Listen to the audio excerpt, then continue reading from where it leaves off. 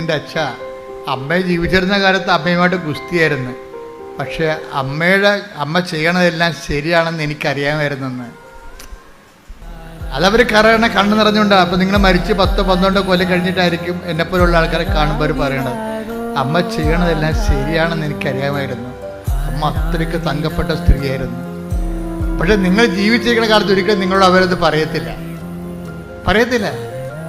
നിങ്ങൾ ജീവിക്കുന്ന കാലത്ത് അവർക്ക് താല്പര്യങ്ങൾ വേറെയാണ്, നിങ്ങളവിടെ ഗുസ്തി വെക്കുകയുള്ളൂ. അപ്പോൾ ഗുസ്തി വെക്കുമ്പോഴും എൻ്റെ മകൻ വഴിപിഴച്ച് പോയില്ല എന്നൊന്നും നിങ്ങൾ ചിന്തിക്കരുത്. അവൻ്റെ മനസ്സിൽ നിങ്ങളുണ്ട്.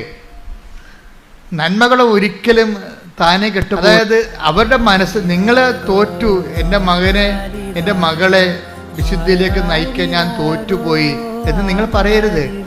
കാരണം അവളുടെ പ്രായത്തിൻ്റെത് കൊണ്ടും പിന്നെ കൂട്ടുകാരുടെ സമ്മർദ്ദം കൊണ്ടും പെട്ടെന്ന് ഇങ്ങനെ ഒരു തീരുമാനമൊക്കെ ഉണ്ടായതാൽ നിങ്ങളെ നിഷേധിച്ചല്ലത് നിങ്ങളുടെ ആ മനസ്സിൽ. അപ്പോഴും നിങ്ങൾ അവരെ നിങ്ങൾ ചാടിത്തുള്ളി അവിടെ കടുത്തേക്ക് കയറാൻ ഒന്നും പോയിട്ട് കാര്യമില്ല.